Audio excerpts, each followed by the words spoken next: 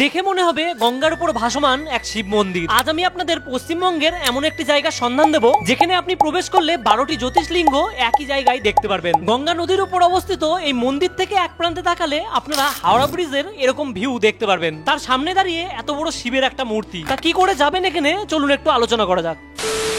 শুরু হয়ে গেল শ্রাবণ মাস, যেটাকে শিবের মাসও বলে। বহু মানুষ দূর দূরান্ত থেকে ছুটে আসে এই বঙ্গেশ্বর মহাদেবের মন্দিরে। তাই তো আমিও দেরি না করে বেরিয়ে পড়লাম বাড়ি থেকে। আর কিছু সময়ের ব্যবধানে আমি পৌঁছে গেলাম কালীনারায়ণপুর স্টেশনে। হ্যাঁ, আজকে আমার সঙ্গে তোমাদের দিদিভাই নেই, কারণটা একটু পরেই বুঝতে পারবে। অনেকটা জার্নি করার পর পৌঁছে গেলাম শিয়ালদা স্টেশনে। এই জায়গা থেকে যেতে হবে আমাকে হাওড়া শালকিয়ায়। যদিও বা আমি এসপ্ল্যানেডে নেমে গেছিলাম বাসে করে, যেহেতু তোমাদের দিদিভাই ওইখানে ডিউটি করে সেহেতু সে ওখান থেকে আমার সাথে মিট করলো। তারপর হাওড়া ব্রিজের তল দিয়ে আমরা পৌঁছে গেছিলাম মন্দির প্রাঙ্গণে। মন্দিরটা কিন্তু সকাল 5:30 থেকে দুপুর 12টা অবধি খোলা থাকে, তারপর আবার বিকেল 4টে থেকে রাত 9টা অবধি খোলা থাকে। আমরা তো গেছিলাম ঠিক বিকেল 4টের সময়। আর আপনারা যদি আসতে ইচ্ছুক হন, কিছু নিয়ম আপনাদের ফলো করতে হবে। হাফ প্যান্ট, শর্টস, ম্যাক্সি, বারুমন্ডা এইসব পরে মন্দির প্রাঙ্গণে প্রবেশ করতে পারবেন না। মন্দিরের ভিতর প্রবেশ করে দেখলাম খুব সুন্দরভাবে এটাকে ডেকোরেট করা হচ্ছে। আচ্ছা, আপনারা কখনো এই মন্দিরে এসেছেন আগে? কমেন্ট করে অবশ্যই জানাবেন। শিবের মূর্তি, তার পাশে দেখতে পাচ্ছেন বয়ে চলা গঙ্গা। কতটা সুন্দর এক প্রকৃতির মাঝে এই মন্দিরটি গড়ে তোলা হয়েছে, যার এক পাশে তাকালে আপনারা হাওড়ার ব্রিজটাকেও দেখতে পারবেন। আর সবচেয়ে যে ভালো লাগার বিষয় সেটা রয়েছে এই জায়গায় 12টি জ্যোতির্লিঙ্গ